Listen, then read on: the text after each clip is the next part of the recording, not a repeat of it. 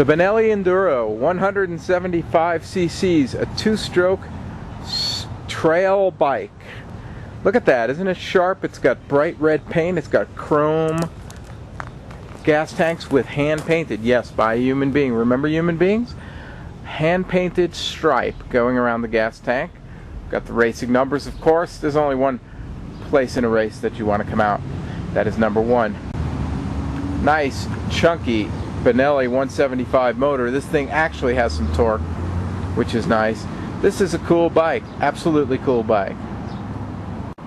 As always at www.benellis.com, we like to show you what is unique or cool about each particular bike, capturing this thing for prosperity. What is cool about the Enduro? Well, first of all, there is the total lack of instrumentation. I guess not total, but the only thing we have here is a little speedometer with an odometer, and that is about it for the instruments.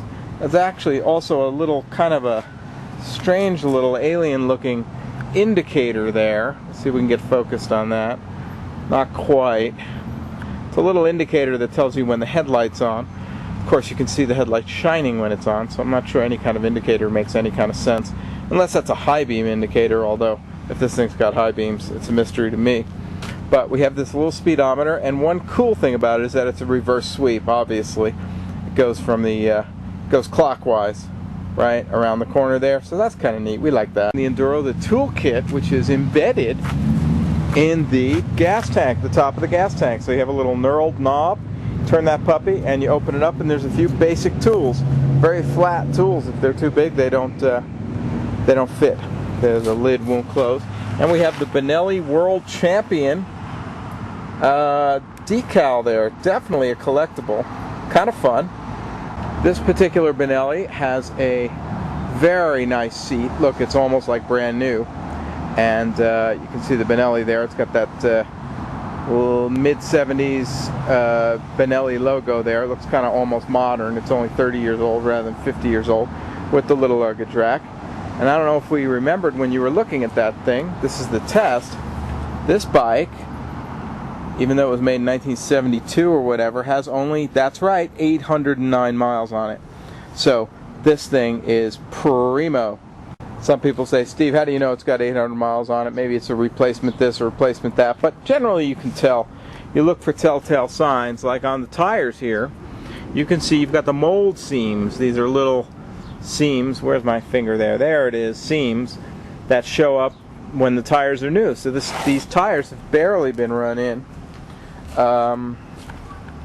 Another cool thing about the Enduro, of course, is the high-mounted exhaust pipe with the chrome spider web kind of thing going on there. Very stylish in a way.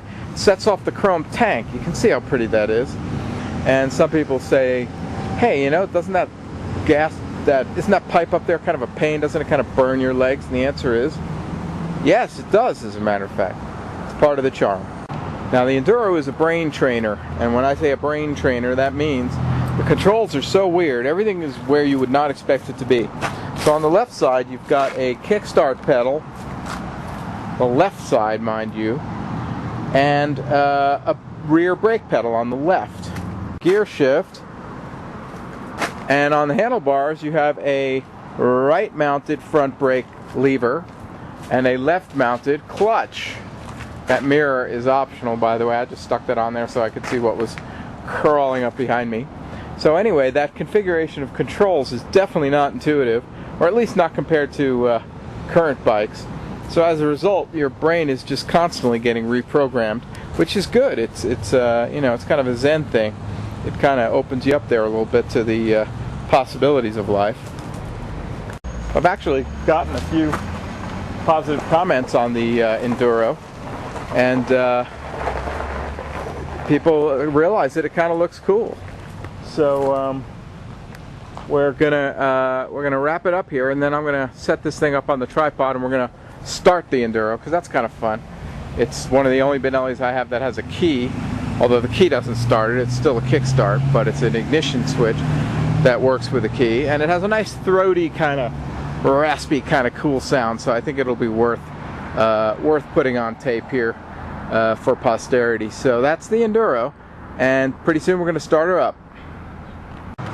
Okay, so let's start the Enduro here. Again, as I said earlier in this recording, this is a brain teaser, this thing.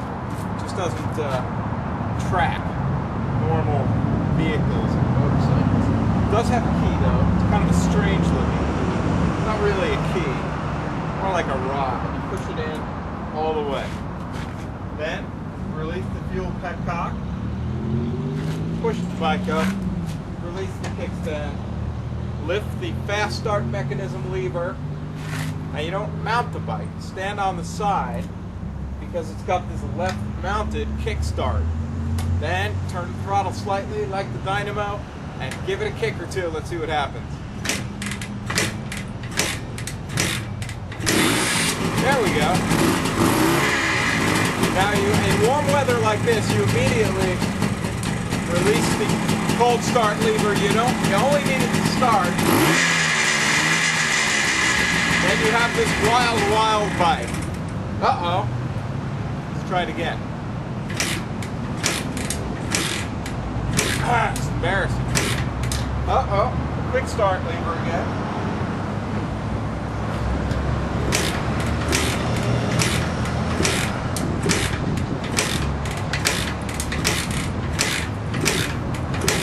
Have we flooded it?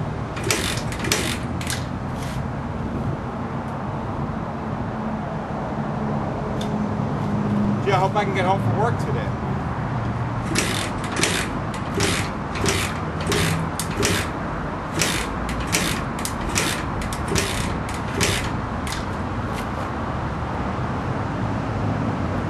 Wow, she's not quite right.